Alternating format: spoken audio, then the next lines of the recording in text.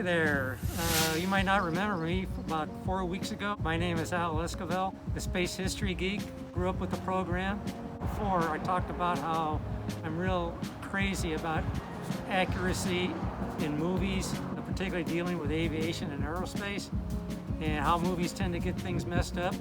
And one of them has to do with the flight of John Glen. I was 14 years old in 1962 when the Glen mission flew.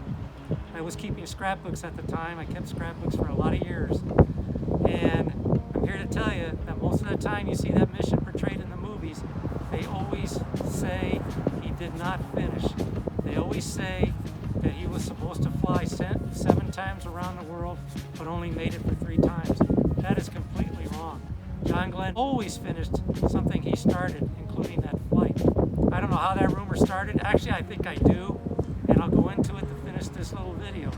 But I got a couple of items with me here from that time that I want to bring up. I said I kept a scrapbook for a number of years, and this is one of my volumes here. This is from the Los Angeles Herald-Examiner of February 20th, 1962. And you can plainly see the headline here says, Glen's third orbit underway, referring to his third and final orbit. This paper was published in the afternoon here on the West Coast, and his flight was still underway when they had to print the paper to put it on the stands. But he was in his third and final orbit when this paper was published. Third and final. He flew a 3-orbit trip and landed successfully after a planned 3-orbit trip. Well, among my other items that I have here is the official history of Project Mercury that was published by NASA at the end of 1963. It summarizes everything you want to know about the program. It summarizes everything you don't want to know about the program, including the cost. But toward the end of the book, there's a summary of all the missions. And I'm going to read it real briefly. It's only about a sentence long. John Glen's Mercury mission was known as Mercury Atlas 6. And on this page, you'll see a list of objectives up here for the flight. What was the plan? The plan was, sentence A, and it's the only one I'm going to read because it's pretty plain, to evaluate the performance of a manned spacecraft system in a 3-orbit mission. This is the final word. A lot of people, producers, don't want to go in to take the trouble to research the facts. And now it's become a fact that Glen did not finish his mission. Well, he did. Where did this error come up that he was 7 orbits? Well, I have an idea. Among my possessions is a number of mission audio tapes that I have from different flights. Probably reveals the source of this mistake. Hear me out. John Glen is riding into orbit aboard his Atlas booster. He is in contact with the ground through Alan Shepard, who was a Capcom at the Cape. His job to talk to Glen as Glen was going into orbit.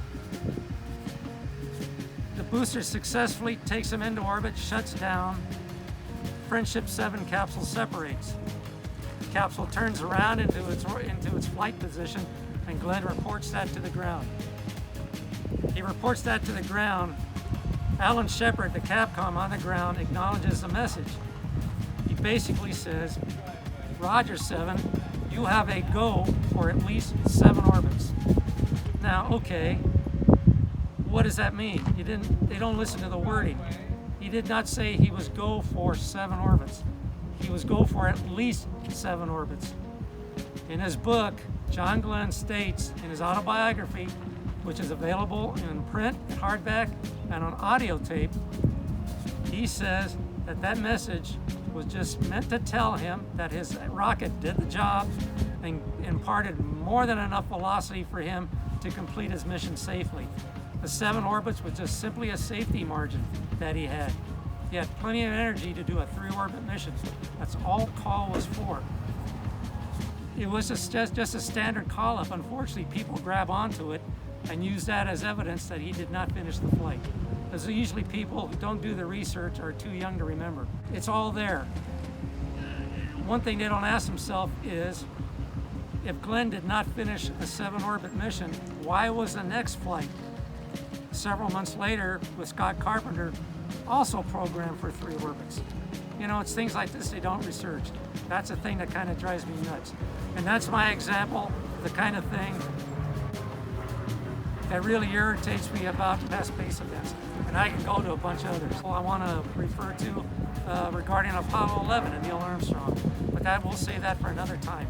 Particularly how the Russians just scared the heck out of us the week of that mission. The Russians really had us going. And why? That would be a good story to bring up in a movie. It adds another suspense element.